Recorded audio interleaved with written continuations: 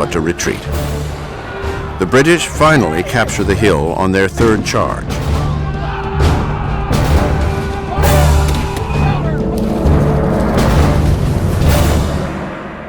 But the ground is strewn with red-coated bodies.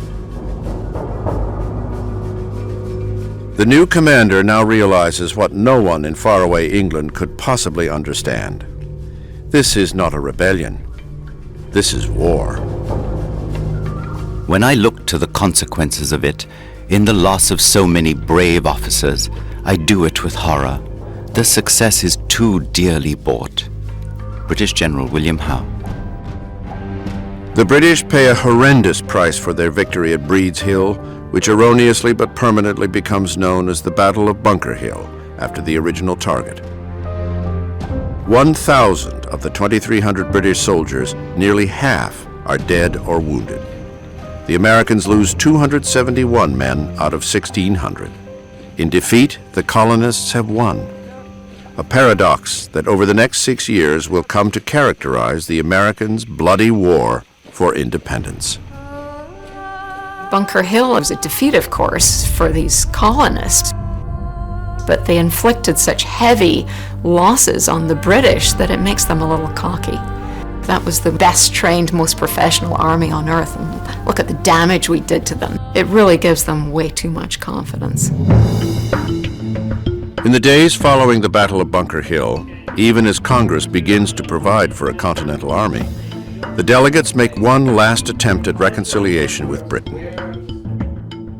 They send the king what they call the Olive Branch petition, respectfully requesting that he grant the North American colonies autonomy within the British Empire. Like all communication that crosses the Atlantic, it will take months for an answer, and General George Washington can't afford to wait to build his army. He alone holds the keys to liberty or to death.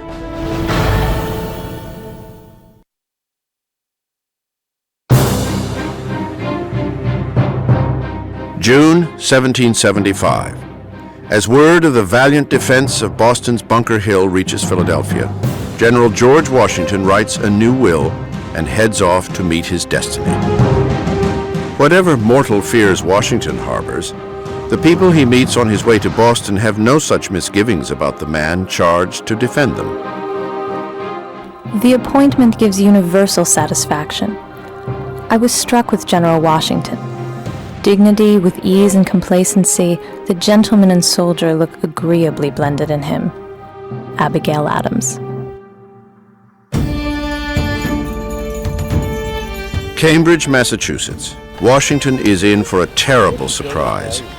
Despite their brave defense of Breed's Hill, the men he is coming to command fail even his worst expectations.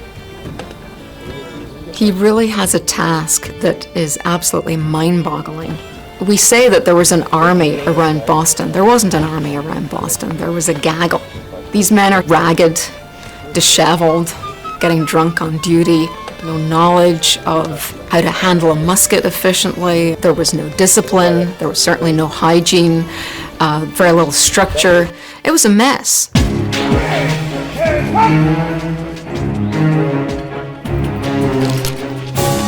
These are Washington's revolutionaries. This is the army he has to defend against the British Empire. Whatever Washington may think of his soldiers as men and as citizens, as soldiers, they're not much use to him. A dirty, mercenary spirit pervades the whole. Could I have foreseen what I have? No consideration upon earth should have induced me to accept this command. George Washington. The general must start from scratch and personally attend to even the lowliest, most rudimentary functions. His first tasks are fundamentally administrative tasks. His junior officers have to be taught how to fill out a report, how to count men, how to purchase supplies, how to buy tools, where to dig latrine, where to butcher meat, where to bury offal. These are all things that amazingly enough, Washington has to concern himself with. So the task before him is immense, and it's going to require a tremendous amount of energy to literally whip this army into shape. And the whip will come down hard. Every man will learn discipline by Washington's very strict code. For disobedience of orders and damning his officer, to receive 30 lashes on his bare back. For expressing himself disrespectfully, to be stripped of his arms, put in a horse cart with rope round his neck, and drummed out of the army. General George Washington. The new army is stitched together with widely different militias from very different colonies. Each is accustomed to its own command and its own way of doing things. Establishing a common culture is yet another overwhelming challenge. There were so many different brands of fighting traditions, cultures, and people. Washington was very concerned that there were so many rivalries, so much friction between members of his army. One of the Army's most serious problems is the utter lack of ammunition and gunpowder. When Washington is told that they have only 9 rounds of gunpowder per man, he is inconsolable. Advertisements in colonial newspapers plead for local gunmakers to step up their production, but to little avail. Perhaps no commander in history has ever faced so many obstacles to putting together a fighting force. And even if Washington succeeds, the effort may still be doomed.